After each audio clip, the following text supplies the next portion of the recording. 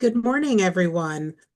My name is Renee Yancey, and I'm pleased to welcome you to the Communications and Resilient Communications Cutting Through the Noise During Changing Times.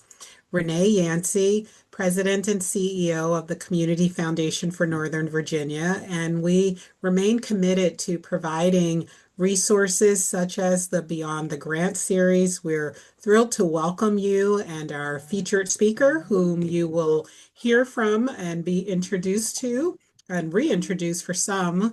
Peter is back by popular demand, and we know that during changing times in particular, words matter. And this session is designed to be additive to the resources that you may already have in place. We recognize that each organization has its own goals, its unique mission, its focus area that you are advancing for positive social change. So we also recognize that capacity building resources are often difficult to prioritize and manage. So bringing noted speakers is something we're very proud to do and to share a learning experience together. So with that, again, want to say thank you for taking the time to join and turn this over to Sari Raskin, Vice President of Grants and Community Leadership, to introduce our speaker and provide some administrative updates for today's session. Enjoy, everyone, and thank you for joining. Thank you, Renee. And as Renee said, I'm Sari Raskin. Welcome, everyone. We're thrilled that you're all here. There is no question there is a demand for this type of education session. And after Peter's session last year, which was part of our Beyond the Grant series, which featured a fundraising session, Peter's session, and then also a financials one-on-one session, this year we are proud to co-present with the other community foundations in the region, the shared services session that hopefully most of you attended, and now Peter's session again to address the issues of communications at this moment in time.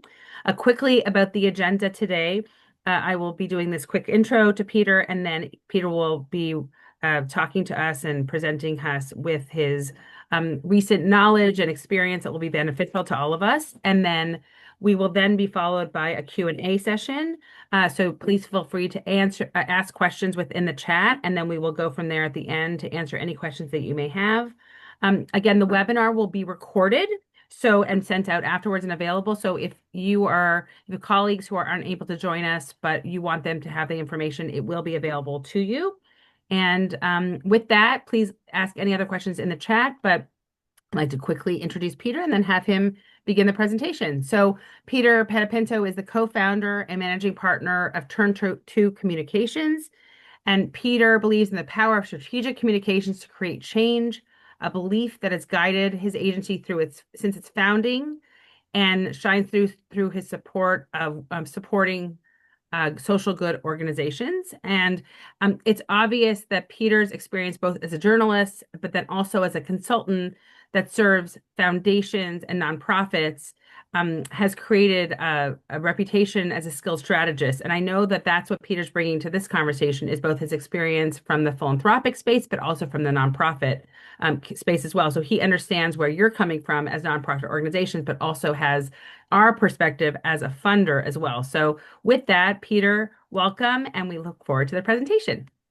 Thank you so much, Sari and Renee, and thank you all for joining us this morning for today's very timely session on resilient communications.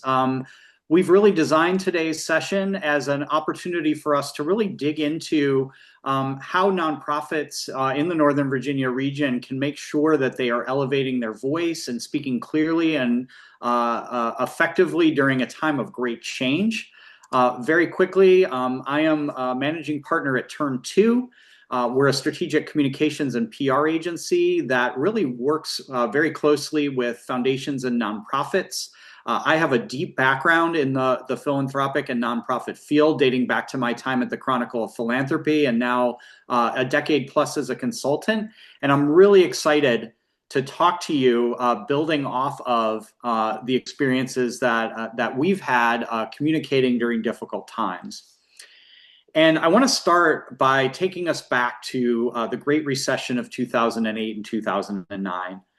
If you're a nonprofit leader of a certain age, you very likely remember this era. In 2009, the Great Recession had really shaken the sector to its core. Fundraising for America's top 400 nonprofits had been declined by more than 10%. Foundation grant making had been really declined pretty heavily as well. Nonprofits across the US had laid off staff and cut services at a time when community need was reaching historic heights. Yet, in the face of one of the darkest economic times in all of our memories, Catholic Charities USA saw its 2009 fundraising revenue jump by 66%.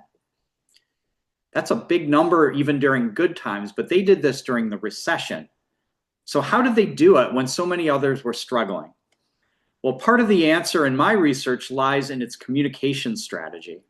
During the Great Recessions, Catholic Charities focused on telling powerful stories. It empowered its leaders to speak directly and passionately about the needs facing their communities, and it raised its voice at a time when many others in the field were being quiet. Catholic Charities doubled down on getting its message right and inspiring its donors to dig deep. The result is it was able to ramp up its support to the communities it served that were being ravaged by this economic crisis. Today, we're navigating a new period of turbulence and uncertainty. Economic conditions are certainly not as bad as they were in 2009, but the sense of fear today is ever present, and it's growing more intense every day.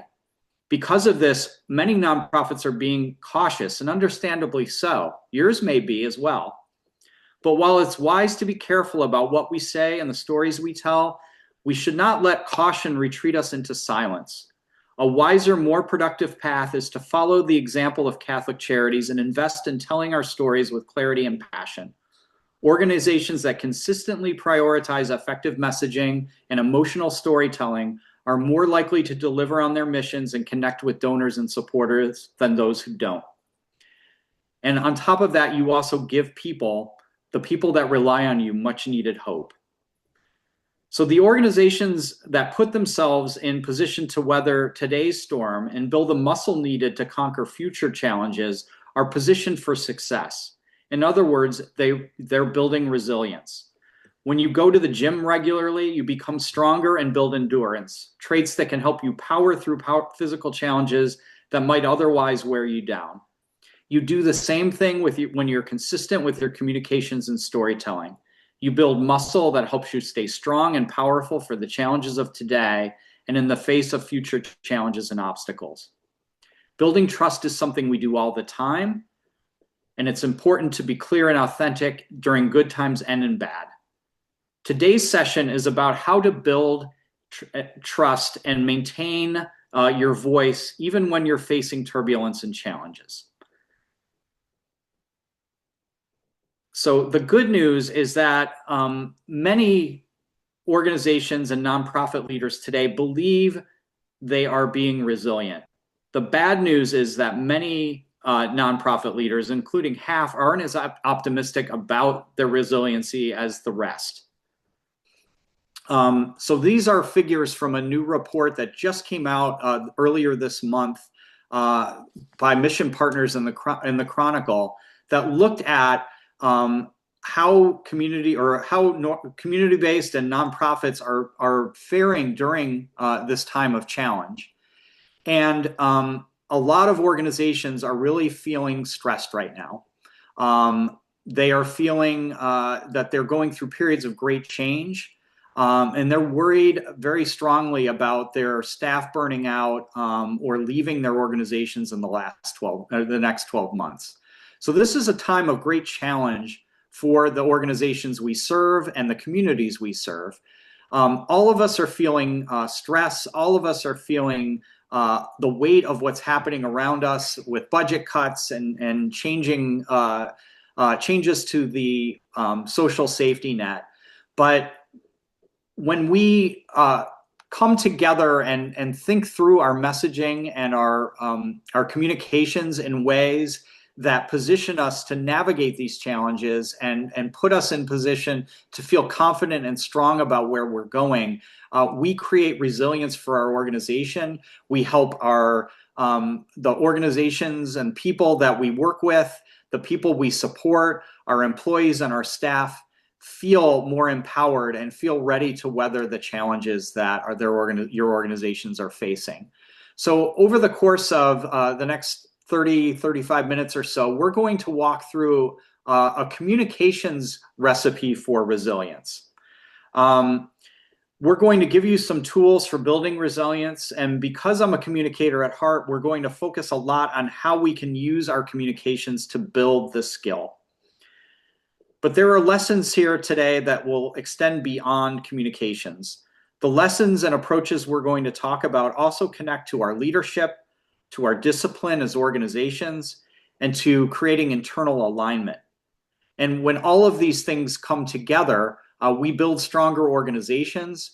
We show up more confidently and clearly in our communities, and we are able to be able to capture opportunities where others are facing great challenge.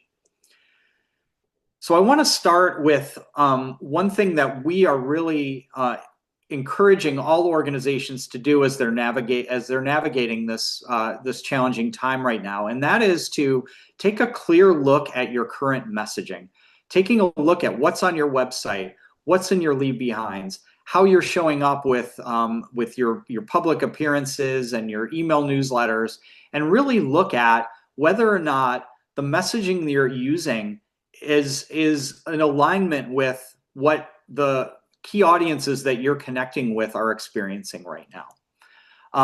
And on top of that, it also helps you identify where you might be facing reputational or even legal risk with how you're talking about your work. So when you take a look at your messaging, I think it's important to ask yourself some key questions.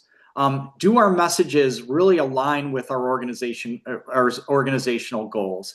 It's very common over time that as we're communicating and as we're getting more removed from setting our mission statements or going out with our most strategic plans, that our messaging starts to veer away from what we stand for and what the goals of our organization is. So it's really helpful to take a clear, sober look at your messaging to make sure there's alignment there. It's also important to ask your organization or ask your leadership team internally, what is our risk tolerance? How bold do we want to be with our messaging? Are we comfortable with the fact that we may face criticism, that there may be people in our networks that may not agree with what we want to say, or even that we might expose ourselves to legal risk? Really having a clear sense of what your risk tolerance is as an organization will help you ensure that you're looking at your messaging in a way that aligns with that. And finally, do you have internal alignment on what your voice should be and how you should be showing up? Some organizations during this time may want to be bold and really clear about what they stand for. Others are going to take a more defensive posture. But it's important to have and understand whether throughout the organization, from executive leadership to your communications team to your board, that you have alignment around that and that you then carry that alignment through how you're communicating. And then after you've asked those fundamental questions about your alignment and your risk tolerance and whether or not your goals are being reflected in your messaging, really dig deeper and making sure that your words are aligning with how you're showing up in the community now and the work that you're doing now. Are your messages clearly reflecting your values? Are your messages creating unnecessary risks based on your risk tolerance that you've determined? And are your messages carrying unintended consequences? Are some of what you're saying turning off potential donors and supporters? Are you potentially sending mixed or negative signals to people with your messaging? This is really important to do this review, not just in bad times, but periodically in good times too, just to make sure that you are fully calibrated with where you want to go as an organization and what you stand for. And once you've done that review, it's time to really start thinking about how you can tweak and ensure your message is really connecting with your mission as an organization and that it aligns with your risk tolerance and where you want to go.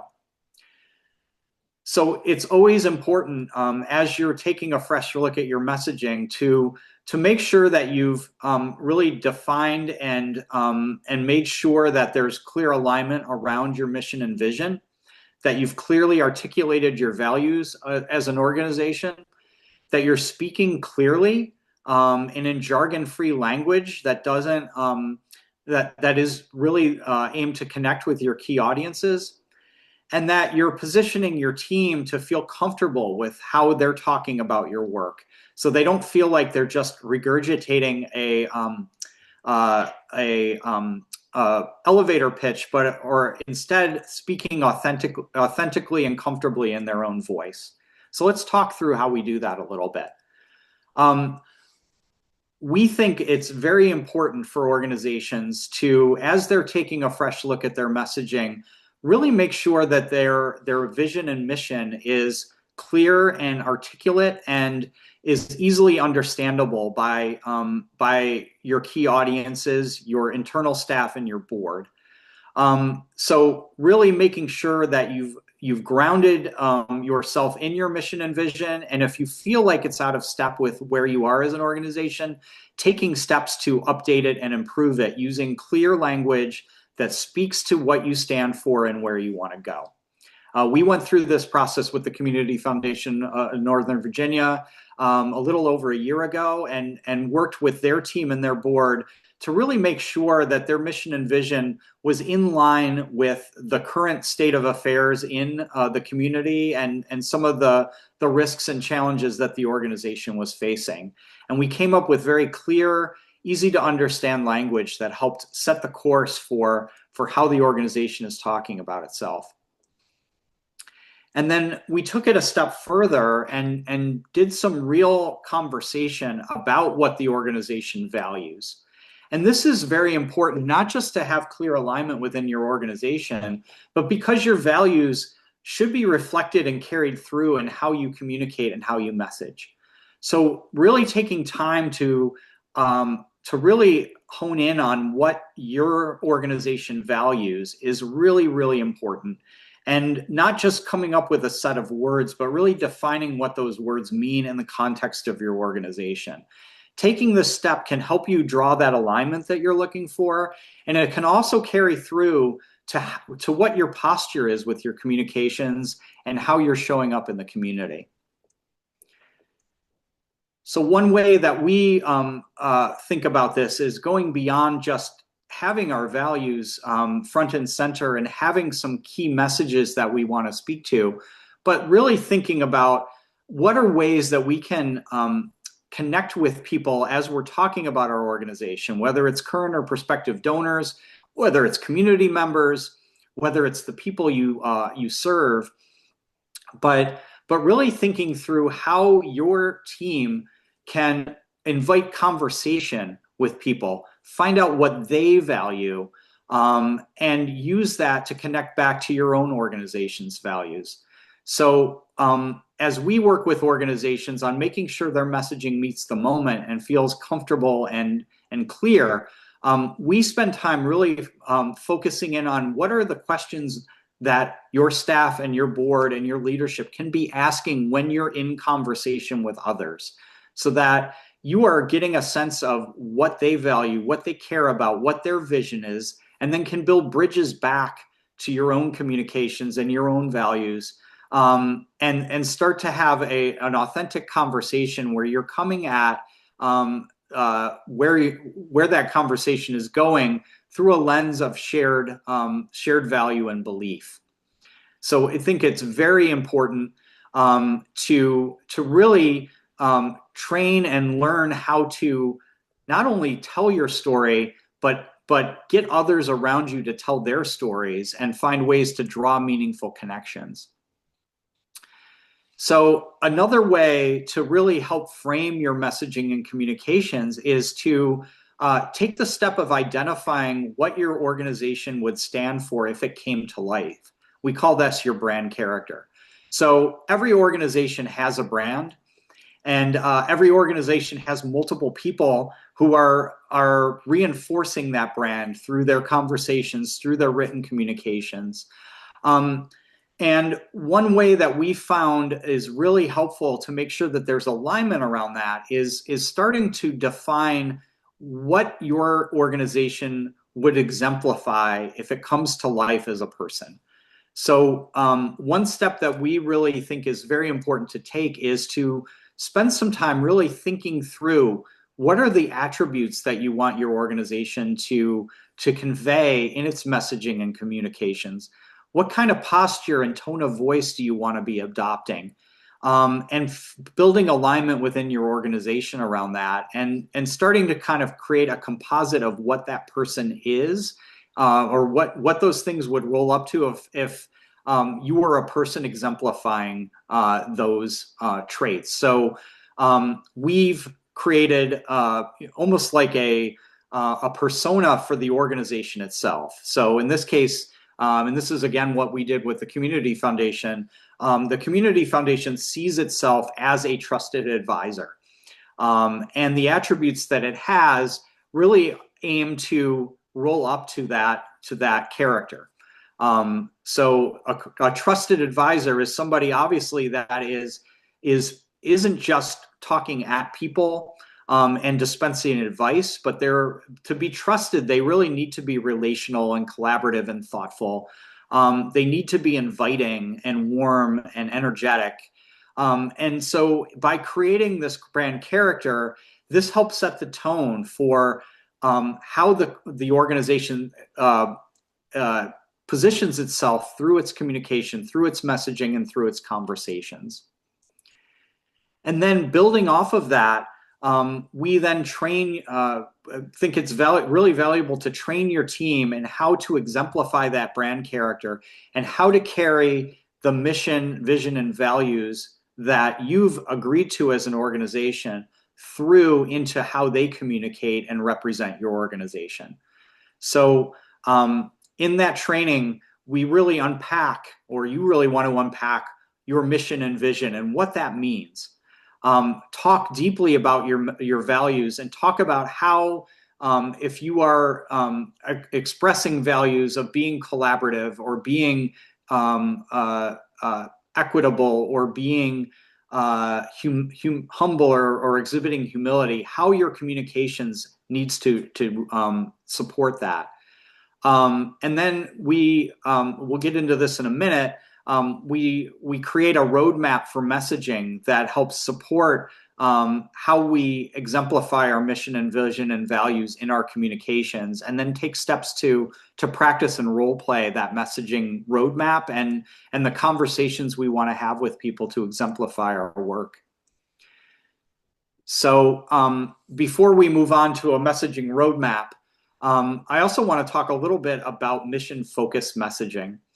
A lot of organizations frame their messaging through the lens of their organization and are really creating barriers for people to really feel connected to their work.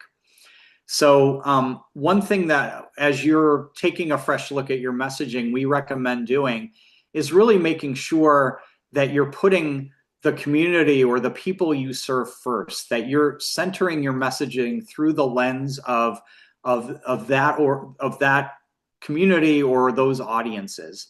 So instead of talking about we talk about you, talk about what the values you have, but how those relate to the community or the people or the organizations you're serving. We also want to make sure that we are using, whenever possible, simple and accessible language, really veering away from language that is full of jargon or nonprofit buzzwords or things that are really associated with kind of the insider language you use and are more appropriately kind of positioned for the public. And this is another topic that I've talked about already, but really being positioned to learn how to listen as much as or more than you talk. really figuring out how you can ask questions and create spaces for the people that you're in conversation with to really talk to you about what they care about, what's affecting them, and then find ways to tie that back to your organization's message. And then finally, conveying warmth and empathy whenever possible, really making sure that you're showing up as a trusted and supportive member of the community that you're working in, rather than creating situations where you're in friction with, or even with those you're in disagreement with. Finding ways to really understand where they're coming from and convey that you hear them, and that that you are supportive of who they are and what they what values they have. And as we train our teams on how to talk authentically about what we stand for as organizations, what our mission, vision, and values are. One way we help people do this is, instead of having them memorize an elevator pitch, we work with them to kind of create their own version of their own elevator pitch, and we call this a preamble. And this is a statement that people can develop, that they can open conversations with and come back to when they're talking in the community, when they're giving a presentation, or even setting up a message. And this is a statement that connects to your work that almost everybody can agree with. It connects to a universal truth about who you are and what you stand for, and it opens the door for conversation. And I'll show why this is important when we talk about the messaging framework in a minute. But this can be a very valuable tool as you're training your team on how to speak authentically about your organization, and do it in a way that invites conversation and creates a feeling of shared value, that regardless of your mission, will work in terms of getting people to want to connect with you. So a preamble is something, again, that kind of speaks to your vision as an organization, but does it in terms that almost everybody will want to come on board with. So it doesn't get into the how and the what you do, but it kind of talks about your aspirational value as an organization. So one example of that is, we envision a vibrant and opportunity-rich Northern Virginia in which all of our residents thrive. So most people in Northern Virginia are going to agree with that statement. They want to live in a community that is vibrant and opportunity-rich, and they want to live in a place where everybody has an opportunity to be their best selves. So starting a conversation, starting the way you talk about your work with a very simple statement that feels authentic to the person who's saying it, can be really powerful in terms of framing initial conversations, framing messages that you put out into the world, and having people feel very clear and authentic about how they're talking about your work. If you are a food security organization, we believe every child in Northern Virginia is better equipped to learn and grow if they have access to healthy food.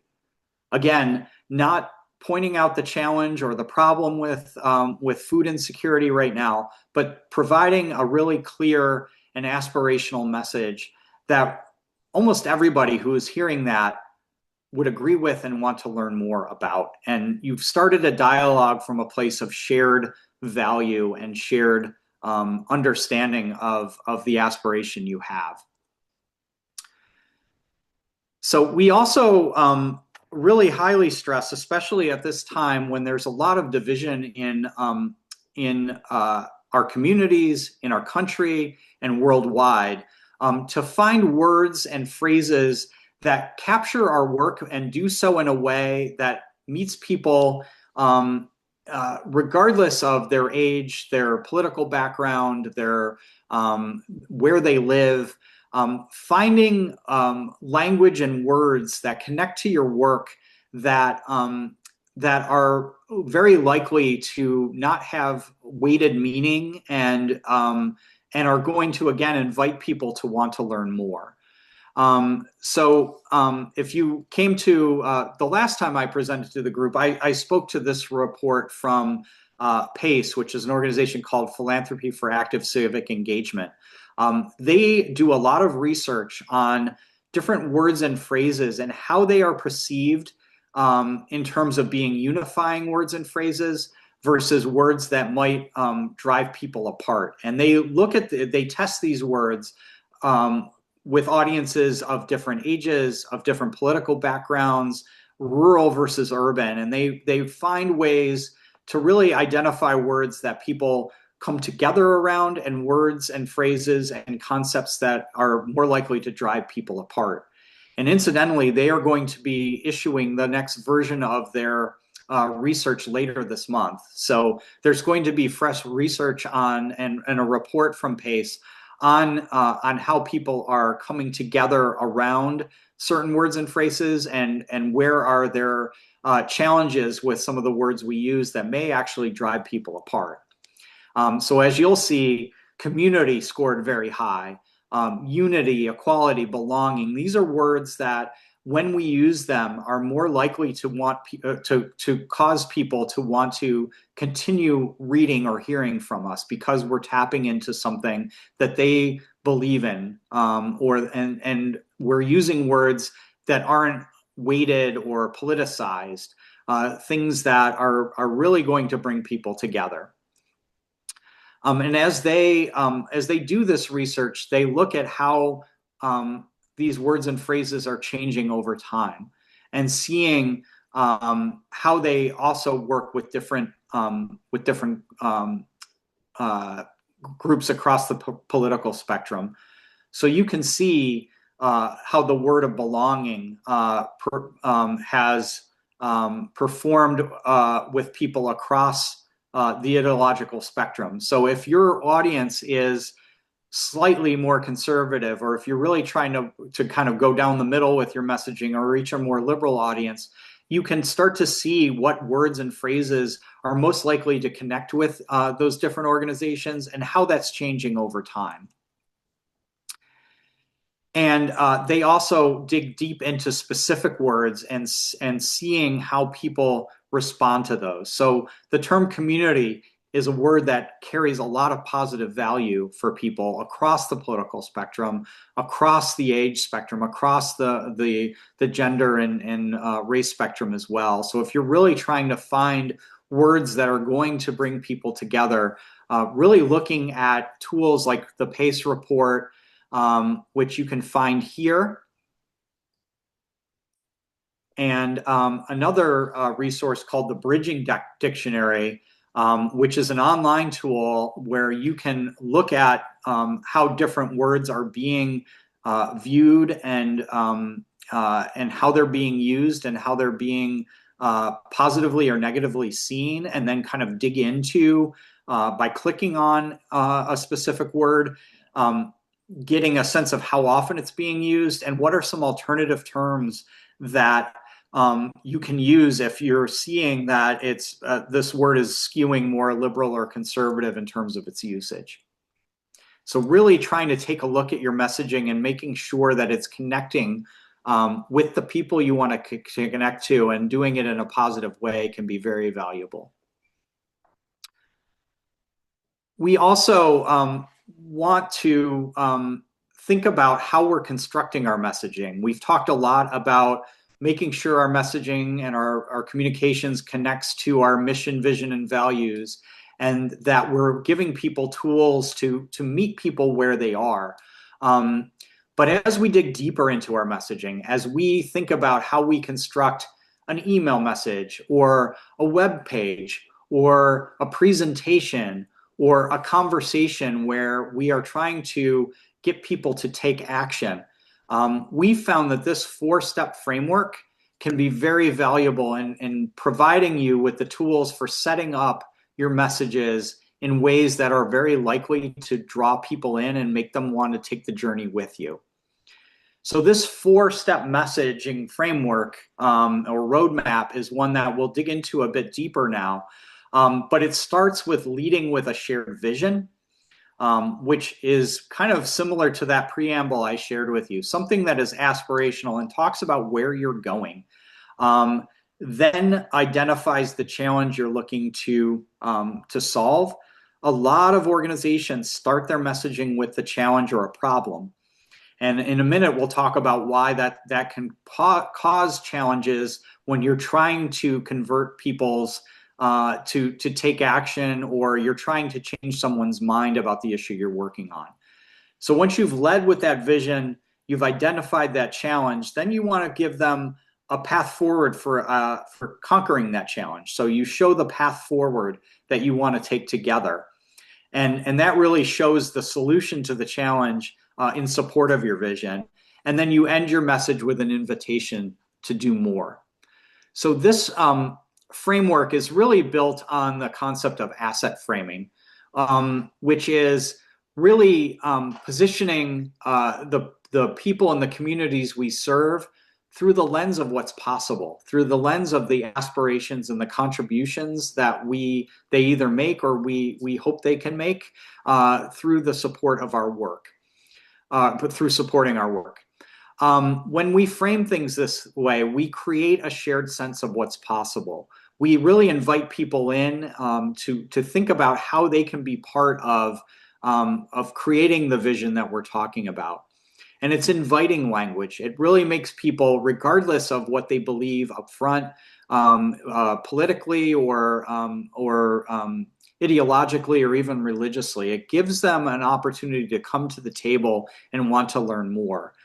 When we position populations, people, challenges through the lens of the deficit that we're facing first, it creates dissonance in our brains. It really, when we start a message through the frame of what's wrong, through the problem, either a problem with an issue or a problem with a population, it really sets people in a position where they are wanting to run away from that problem, or and it creates subconscious barriers for wanting to dig deeper.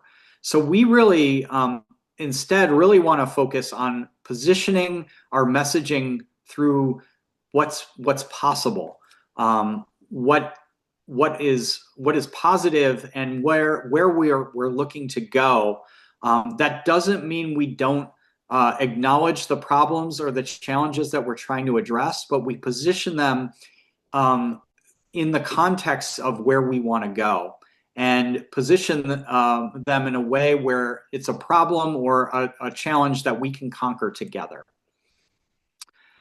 So when we lead with our vision, we're showing a path forward for where we're going. We're connecting to our shared values as people, not just the values that the organization has that's putting the message out, but the values that we all have together. It creates a sense of possibility. We can start to envision where we're going if we achieve this vision or work towards this vision. And instead of putting up a barrier, it invites people to want to continue reading, listening, watching the video, whatever it is we're putting forth. It creates an opportunity for people to really want to go on the journey with us. So a vision statement example, could be something that you lead a message off with. We're working to build a vibrant Northern Virginia where every person has the opportunity to thrive. Very similar to that preamble statement we shared earlier, but really something clear, something aspirational about the type of community we want to build and what that would mean to the people who live in that community. Once we've set that vision forward, then we can identify the challenge our organization is looking to solve, or the challenges we're looking to solve as we try to work towards that vision. It presents the case for people to want to take action and want to correct a barrier or a challenge that's getting in the way of the vision that we're going towards. So this, clearly names and acknowledges the obstacles that you need to get past in order to achieve that vision. And we do it in a way that is clear and easy to understand. We really want to make sure that the language we use when identifying the challenge isn't loaded with a lot of nonprofit speak. We want to make sure that it's accessible language that clearly identifies the challenge we're looking to solve. So while Northern Virginia provides ample opportunities for some, many others face barriers that make it difficult to thrive and prosper. And you might carry that conversation further and that challenge further by even naming what some of those barriers are. But again, you're positioning the challenge in a way that makes very clear what the barrier is to achieving your vision and provides it in pretty clear and plain language that really makes it easy for people to understand what you're trying to conquer and overcome as you try to make progress towards your vision. And then you show the path forward. You've identified the vision. You've talked about the challenges or obstacles that you face. And now you say, here's how we're moving forward. Here's how we're planning to address that challenge.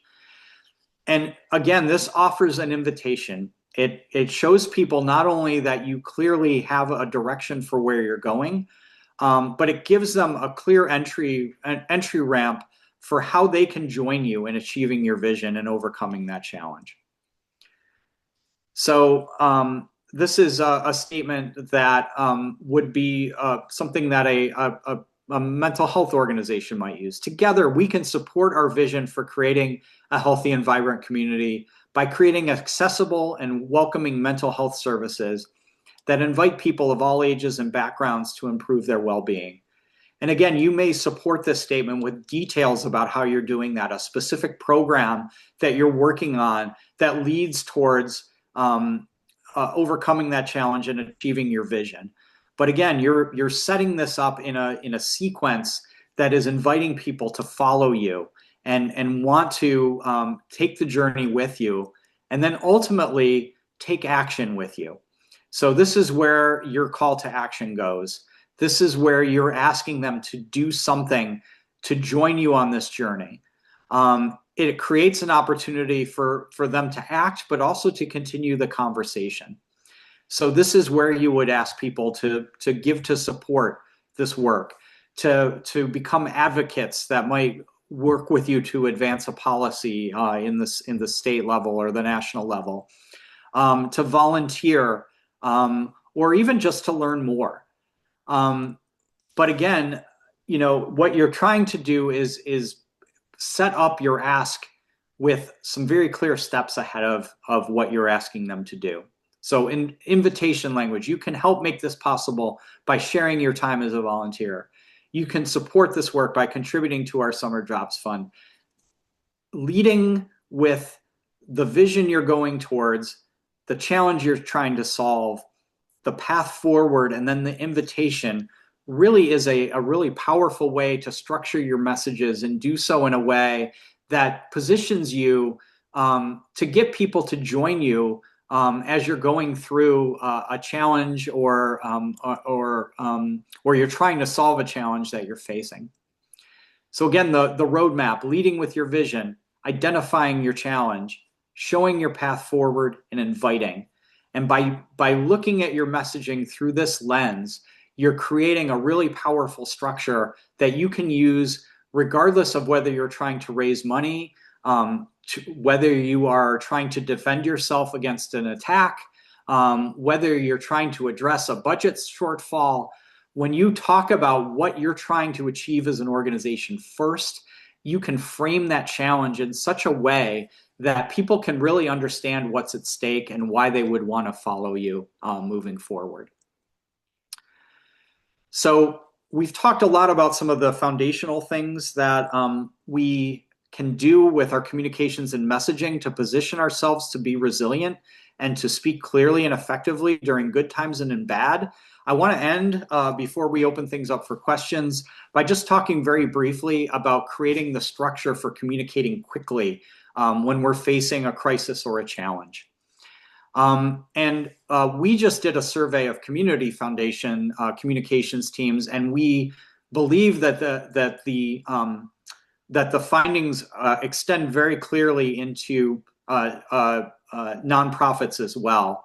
And that is that our finding is that communications teams at community foundations don't have communications plans for dealing with internal emergencies, um, for talking about some things that are happening around them, such as a public health emergency like COVID. And they don't have a policy or procedure for communicating if a natural disaster hits their community or impacts their operations. So this is a real big gap, and it positions organizations to really be slow-footed and potentially not very effective in their communications if they don't have a plan up front. So I want to emphasize before we open it up to questions that it's really important that you try to find the time and capacity to even create just a bare bones plan for how your organization would respond in the face of an emergency.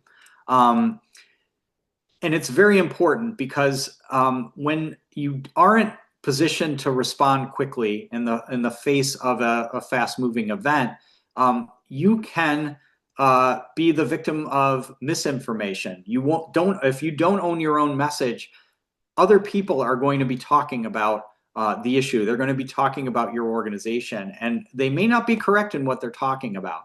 So being able to respond quickly and clearly on a fast moving event, whether it's a funding cut, whether it's a natural disaster, whether it's a mistake your organization made, having a plan and a process for being able to communicate quickly and clearly in that situation helps you own your narrative, combat disinformation, mitigate risk, and ultimately, as resilient organizations, create opportunities to engage people and maybe even want to support you even as you're dealing with a difficult situation. Without a protocol, however, you run the risk of a slow response and having that misinformation kind of carry the day. You risk maybe being able to move quickly, but not doing it in a way that clearly tells your story, emphasizes your values, and creates a sense of understanding about where you're going. Instead, you may have a flat-footed message that doesn't really resonate well if you're trying to respond quickly without a plan. And that, of course, creates reputational risk for your organization. So I'll go through this very quickly, but essentially we think it's very important for every organization to have a rapid response team. Very likely your leadership, your communications team, possibly a member of your board or some others on your leadership team who are empowered to make decisions quickly about what type of statement to put out, what you're going to say, and what the process is for getting it out. Knowing upfront who your organization's spokesperson is and making sure that person is trained and prepared to talk clearly and effectively about your organization, and also identifying roles that different people on the rapid response team are going to play in a situation. Who's going to be drafting the message? Who's going to be approving the message? Who's going to be sending it out across what channels?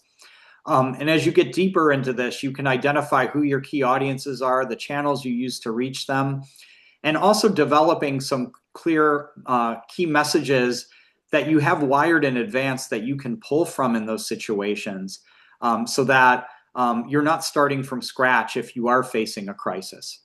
So I know we're very getting a little short on time, so I just want to show you some of the ways that you can use a crisis communications plan to be able to move quickly. Some organizations actually create an issue response matrix where people can score a situation based on their assessment of what it might mean to the organization's mission and core values. There's who it's impacting and what the risks are for not responding quickly, and using that scoring to kind of to develop their response. Some organizations will do it using a red, yellow, green priority scoring. But being able to map out what these things are, what they mean, and what your internal and external responses are, and how you're going to proceed can really help you make quick decisions and be positioned to communicate clearly and effectively in the wake of or in the face of a crisis or challenge. I'm going to skip over some of this just so we can get to questions, but I really want to emphasize the value and the importance of making sure that you're planning ahead and that you have a process for responding quickly in the face of a fast-moving situation. So with that, I want to make sure we leave enough time for questions. So we'll open it up. Great. Thank you, Peter. Such great information about a variety of things, which at the end, I'll do a quick little summary of things that I heard, and I'm sure will resonate with others. And again, we're recording this, so if you want to look back at it, and there's a lot of good information here, it will be available. But I wanted to take a few moments to ask some questions. So here are a couple of questions. One is, we serve survivors of domestic and sexual violence, so we don't have actual images to accompany our messaging, and stock photos aren't as compelling. Any advice to address this challenge? Yes, I would say that in a lot of cases we don't want to use stock imagery or graphics to tell our story. But I think in the case of an organization where you're really trying to tell your story, but do so in a way where you're not identifying people who have been victims of abuse, finding and using imagery that either is stock or is not showing people's faces and identifiers is probably your best way to go. There are causes where this really poses a challenge when you're trying to tell the story of the community and the people you're serving. It could also be, if you're doing a video, using animation and voiceover rather than using raw video footage. So really trying to find ways to use things that aren't identifying people but are providing powerful imagery that helps tell the story through a symbol or through stock image. Okay, great. Thank you. So I know we talked about words, right? Unifying words, magic words. So someone's asking, what kind of messaging words are best for a nonprofit's homepage? Right now, our page is set up this way: our current numbers of children served, statistics to highlight what we're doing. What are some ideas that you can think of? I would think about it through the lens of that messaging framework that we talked about. I would lead with what we're trying to accomplish as an organization front and center. What is our vision as an organization? What are we trying to accomplish first? I do think having some statistics to support that, or some use cases to support the fact that there are challenges in achieving that vision, I think are very important. But really trying to, if you are trying to draw people in and use your homepage as a way to invite people to want to learn more about your organization, I would really start with really thinking very clearly about, all right, what are we looking to accomplish as an organization? What is our vision? What is the outcome that we are looking to achieve? And kind of framing that first, and then using some supportive information about some of the challenges that are standing in the way of you achieving that, whether it's a societal challenge or an economic challenge that people are facing, and then talking about a bit about what are some of the specific things you're doing.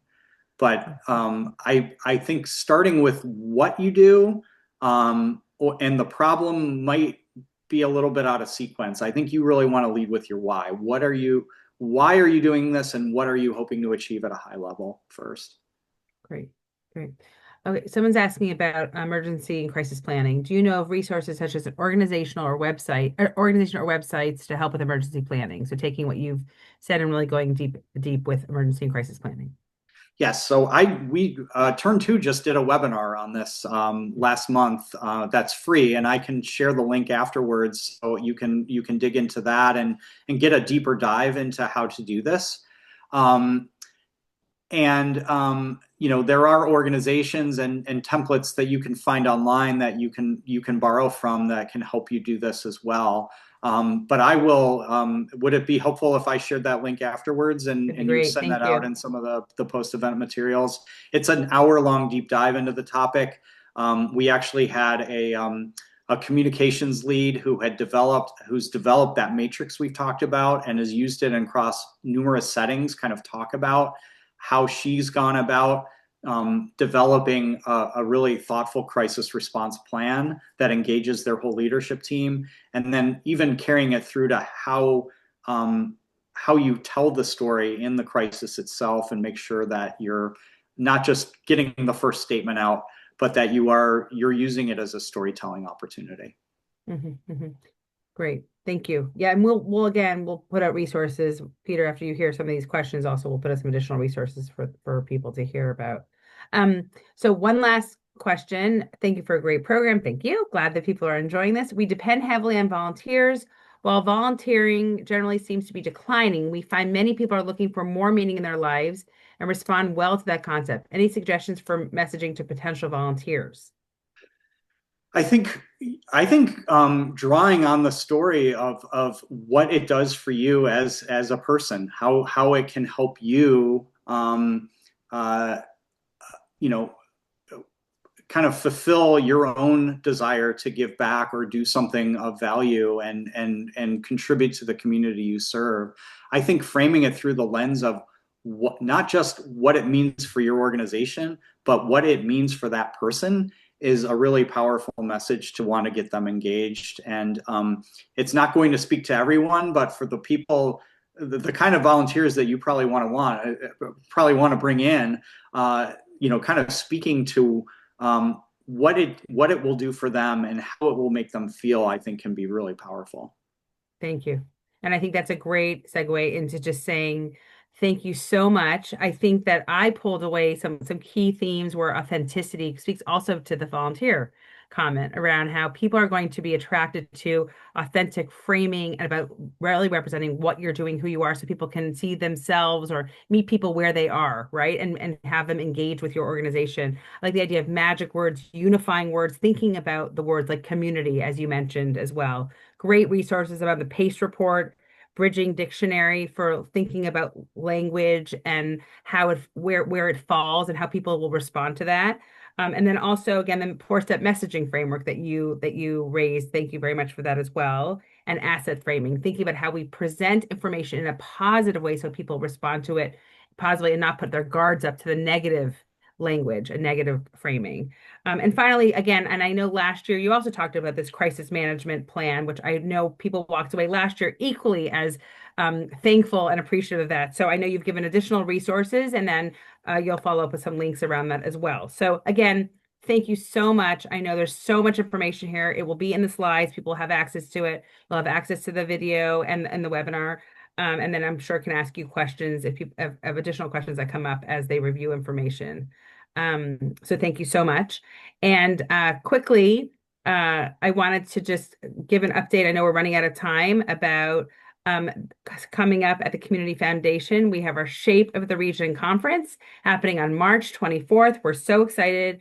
It's going to focus on community well-being and then collaboration across sectors. And we're hosting Paul Meisner, who is a 23-year veteran around global innovation at Amazon. And then Drew Wilder will be moderating. And then we'll be hosting these lightning talks, 3 to 5 minute talks that will really kind of engage community around topics and then have calls to action connected to different themes, everything from education and workforce to the arts. So stay tuned. And if you aren't already registered, please do. We'll include a registration link as well to Shape of the Region. Again, March 24th, and I hope you'll join us. So it's 12:29.